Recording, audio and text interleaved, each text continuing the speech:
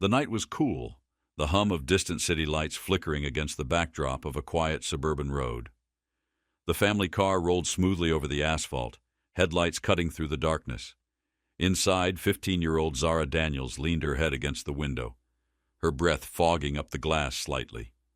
The world outside passed in a blur, streetlights flickering, the occasional neon sign of a late-night diner, and the rows of houses that all seemed to look the same. It had been a long day. A long week, really. Zara had spent most of it feeling like an outsider in her own home. High school was stressful enough, but lately, everything in her life felt like it was slipping through her fingers. Her father, Marcus Daniels, had been working extra shifts at the construction site, barely home for dinner. Her mother, Layla Daniels, tried to keep the family together, but even she had been exhausted lately. And then there was Malik, her 7-year-old brother, too young to understand the quiet tension that sometimes filled their house. Tonight was supposed to be different. A rare family night out, dinner at their favorite restaurant, followed by a drive through the city, something her dad loved to do.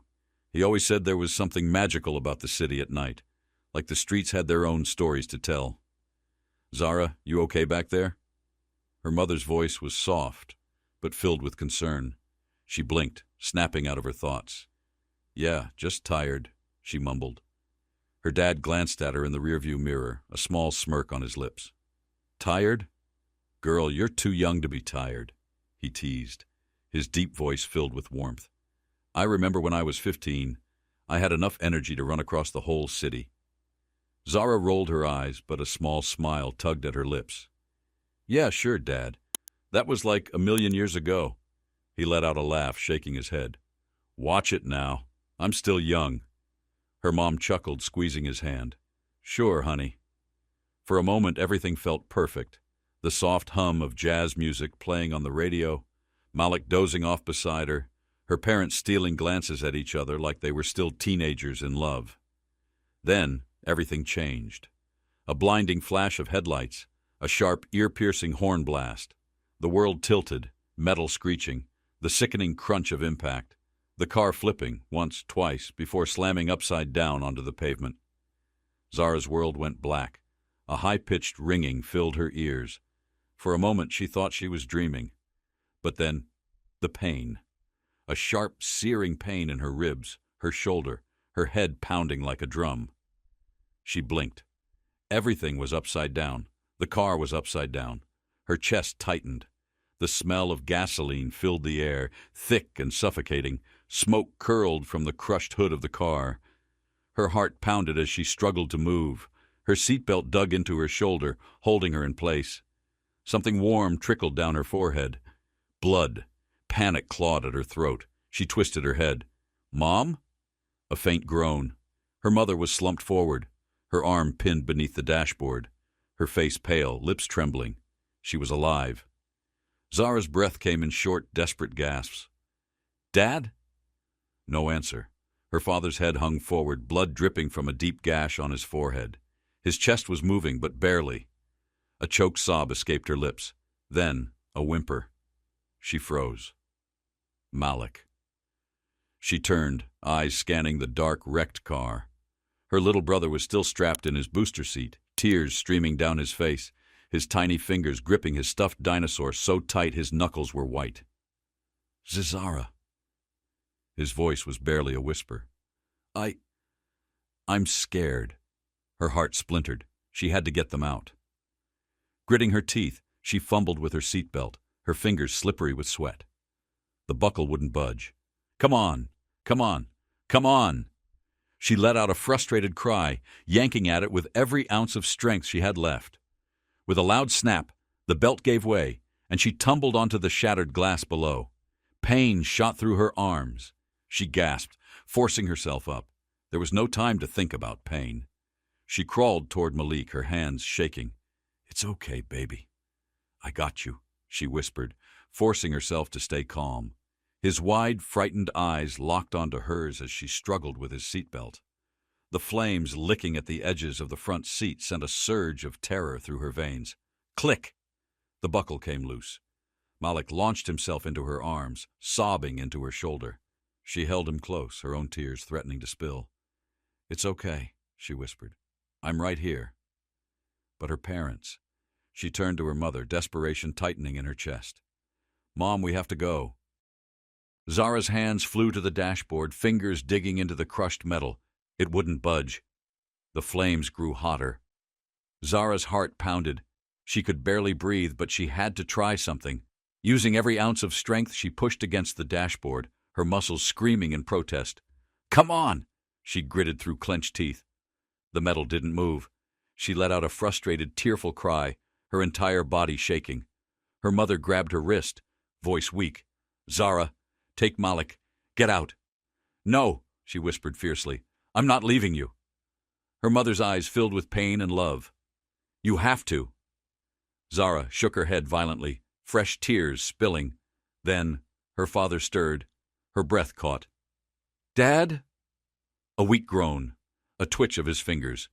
He was waking up. A voice shouted from outside. "The car's gonna blow. Get out!" Zara's whole body went cold.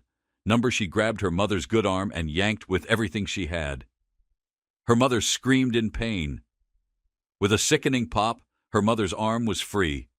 Zara barely registered her mother's cries as she dragged her out, Malik still clutching her like a lifeline. Then, her father. The flames were crawling toward him. Her hand shook as she grabbed his arm. He was too heavy. "Daddy, please," she sobbed, pulling harder.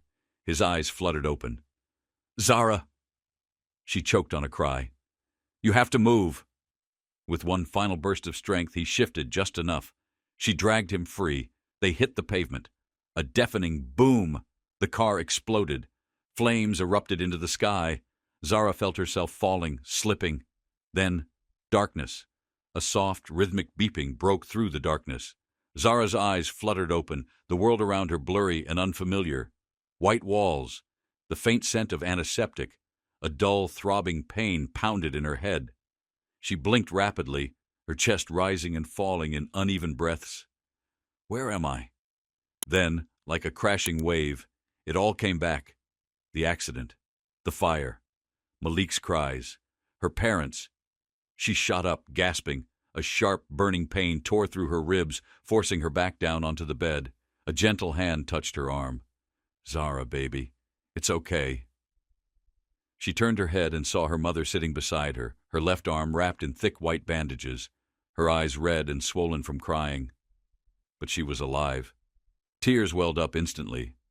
"Mom." Zara's voice was weak, barely a whisper. She felt like a little girl again, desperate for comfort, for warmth, for proof that this wasn't just some nightmare. Her mother let out a choked sob, running her fingers through Zara's curls. "I'm right here, sweetheart. We're here." Zara swallowed hard, her throat aching with unshed tears.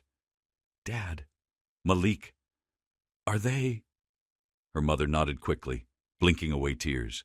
"They're alive. We're all alive, baby, because of you." The weight of those words crashed into her.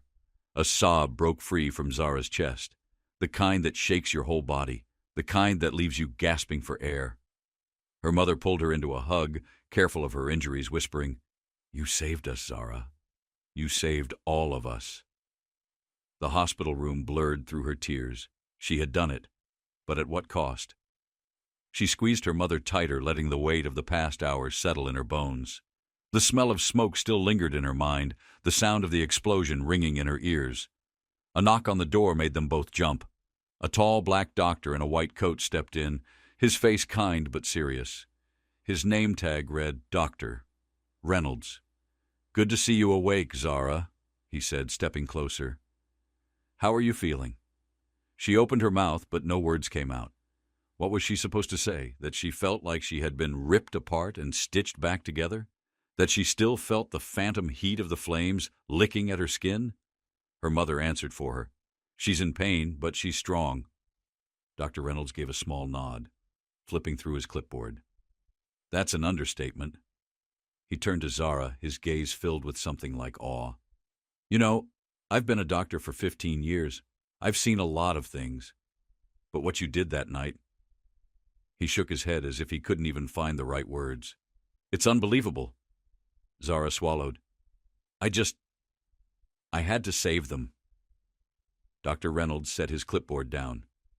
You didn't just save them, Zara. You did the impossible. She frowned. What do you mean? Her mother took her hand, her grip tight but trembling. The doctor said there's no way you should have been able to move that much weight, she whispered. Your father is over 200 pounds. The dashboard was crushing me, and you pulled us all out. Zara's breath hitched. I don't understand.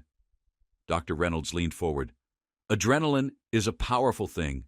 In moments of extreme danger, the human body can do incredible things. But what you did, Zara, that wasn't just survival instinct. That was something more. A chill ran down her spine. I watched the footage, Dr. Reynolds continued. The firefighters had dashcam footage from the first responders. The way you moved. Zara, you were lifting things that should have been impossible to lift. You pulled your father from the car with one arm. The force required to free your mother's arm. It's something I've never seen before. Zara's heart pounded. I don't remember. She only remembered the desperation, the terror of losing them. Dr. Reynolds smiled softly. You don't have to remember. Just know that you did it. And because of you, your entire family is alive. Her mother squeezed her hand. You're our miracle, baby. A wave of emotions crashed over her. Relief, confusion, exhaustion. Then the door burst open. Zara! Malik came rushing in, his small body crashing into her as he hugged her tightly. Tears streamed down his cheeks. I thought you weren't going to wake up, he whispered. Zara hugged him back fiercely, her own tears soaking into his tiny curls. I told you, I'm always right here. Then her father stepped in. His forehead was wrapped in a thick bandage, his movements slow, but his eyes were full of pride. Zara's throat tightened. Dad? Without a word, he walked over and pulled her into a deep, shaking embrace. I love you, baby girl, he whispered. His voice cracked. You saved my life. Zara buried her face in his chest, gripping him like she never wanted to let go. I love you too, Dad. For the first time since the accident, she finally felt safe. Days later, the news broke. The footage from the firefighter's dash cam went viral. The world saw a 15-year-old black girl performing a real-life miracle. Newscasters called her the strongest girl in the world. Doctors called it an anomaly. Scientists wanted to study her. Strangers sent letters, gifts, even offers to pay for college. But Zara didn't care about any of that. The only thing that mattered was that her family was still alive. And no matter what, she would always protect them. Because that's what heroes do. And maybe, just maybe, she really was one.